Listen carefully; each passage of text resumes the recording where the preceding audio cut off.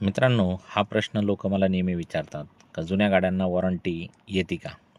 तर मित्रांनो, जुन्या गाड्याला पण वॉरंटी घेता येते, पण काही विशिष्ट कंपन्या आहेत जे त्या वॉरंटी देतात. जसं आपण इन्शुरन्स कंपनीची पॉलिसी फाडतो, त्याच पद्धतीने जुन्या गाड्याचा पण इंजनचा वॉरंटी पॉलिसी ही करता येते, पण त्याला बरेचसे नियम व अटी आहेत.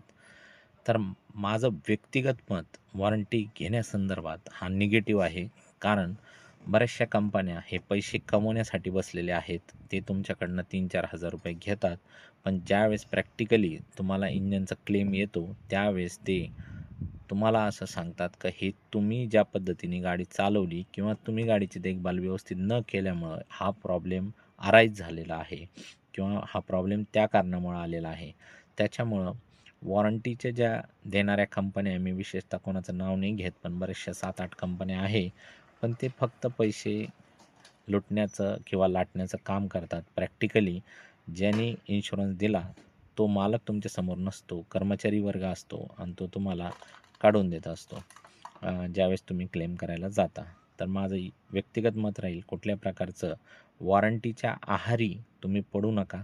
आणि बरेचसे डीलर्स हे वॉरंटी वगैरे तोंडी सांगतात किंवा लिहून बी देतात, पण प्रॅक्टिकली ज्यावेळेस प्रॉब्लेम येतो, त्यावेळेस कुणीच उभं राहत नाही.